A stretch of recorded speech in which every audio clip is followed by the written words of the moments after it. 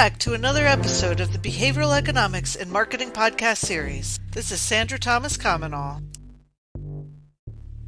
In this episode, we will be exploring how to optimize the customer experience with the priming effect.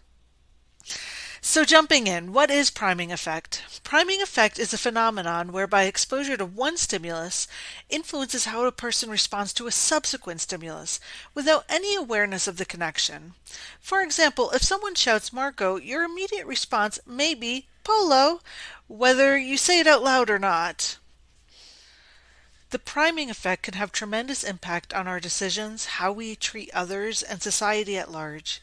Studies have shown that we can be primed to behave in certain manners based on what we read, hear, watch, and pay attention to.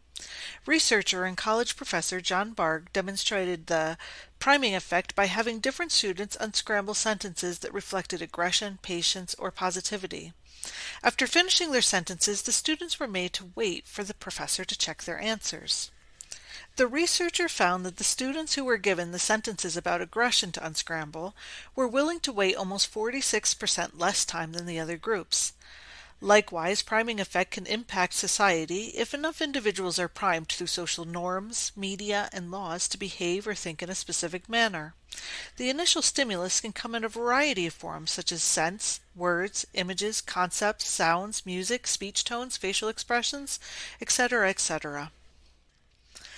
Have you ever walked into a grocery store and smelt the heavenly scent of baking bread? And then, even though it wasn't on your list, bought bread? The scent of baking bread primed you to purchase bread. It isn't hard to see the correlation between marketing and priming effect. In fact, priming effect is such an integral part of marketing that marketing professionals should really take the time to understand how to leverage priming effect in their marketing, such as in branding, key value propositions, and unique selling points. Engagement, customer experience, customer journeys, negotiations, company culture, and market research. And while there are several marketing applications, this episode will focus solely on how to optimize customer experience, or CX. Customer experience optimization is one of the latest buzzwords in the world of marketing. It extends beyond stores and events to include every part of the customer journey and interaction with your brand, including your web presence, advertisements on and offline, social media, customer service, quotes and documents, etc., etc. Organizations who focus on optimizing the customer journey drive customer loyalty.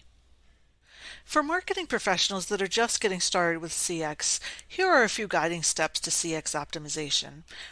1. Start with your team. Customer experience is the growth engine of the future, and its fuel is made up of collaboration and knowledge sharing across the artificial borders that organizational silos create. Empower your employees with knowledge and get them involved in the CX optimization. Number 2, conduct research. Understand your customers and their customer journey. Listen to your customers through surveys, customer interviews, focus groups, and on social media to understand their attitudes, behaviors, needs, pain points, psychographics, demographics, and triggers. It always comes down to, if you want to understand what is working for customers and what isn't, you need to look through the numbers, then compare your results with market data. Number 3, take strategic action. Outline the most common customer journeys, identify areas for improvement such as customer drop-off rate, common drop-off points, etc., then develop new strategies to address these areas for improvement. Do you have a high drop-off rate on a certain web page at the quoting stage, or do you have a poor customer retention rate? Each of these drop-off points signify an area of improvement with specific methods that can be employed. For example, if web users get to your contact page and drop off without filling out the contact form, you will want to look at the reason why and seek to improve. A few questions you might ask are there too many fields? Does your website offer autofill capabilities? Do you ask a question that seems too invasive? Number 4, rinse and repeat. Good marketing isn't stagnant. It learns, grows, and repeats. Set up good KPIs to understand what worked and what didn't. In the example of customers dropping off at the contact page, did your changes improve the contact rate, or can it be improved even more? So now how do we leverage priming effect in customer experience optimization? The priming effect is about introducing an initial stimulus to elicit a secondary response, meaning marketing professionals want to prime their potential customers with a stimulus that would get them ready to purchase. But what does that look like? Keep in mind that the initial stimulus can come in a variety of forms: scents, words, images, concepts, sounds, music, speech tones, even facial expressions. The following are a few practical ways to use the priming effect in CX optimization. Branding and design. When designing your company brand, consider your key value propositions, core benefits, unique selling points, company culture, the pain points and needs of your customers, your company core values, etc., etc. Your branding should be reflective of the message that you are trying to send. Effective branding represents the brand and what your company can offer in a new and non-generic way. A great example is the Apple branding. It heavily features white hues and represents a clean, simple design while symbolizing its products as advanced technology and luxury goods. And now we plaster it.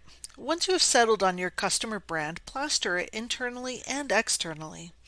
Internally, communicate the brand to your team. Help your team to understand your brand, identify with it, and be the brand. Externally, convey your brand on your website, social media, advertisements on and offline, quotes, documents, etc. Your brand should look and feel the same no matter where and how it is experienced. In the Apple example, we see Apple's branding translates through their website, the Apple Store, on and offline presence, packaging, products, and user experience. Internally, even their Apple Park reflects their brand. Their brand is plastered everywhere. And what about engagement? Customer engagement needs to be dynamic, interactive, and near real time. Marketing professionals want to not only engage with their customers, but get their customers engaged throughout the entire customer journey. The Apple Store is not just about shopping, it is an experience. Apple revolutionized the shopping experience by creating a space that didn't just allow customers to shop and browse, but to be fully immersed in the brand. Marketing professionals can increase customer engagement by leveraging priming effect. In a storefront, consider introducing a scent, such as in the bread baking example. The scent of baking bread symbolizes warmth and home. Consider scents that reflect the brand. Likewise, you might want to choose colors that reflect your brand or your brand image. In on and offline advertising, marketing professionals should choose imagery and headlines carefully, as they will have that priming effect on customers. Not sure which image or headline to use? Consider doing an A/B split campaign. Lastly, let's talk about placement. Where a brand is discovered will prime customers. Consider media buys carefully, fully understanding your target audience, their demographics, psychographics, needs, values, and most of all, what media they consume. For example, an advertisement for Wall Street Journal may seem out of place on the popular social media site TikTok.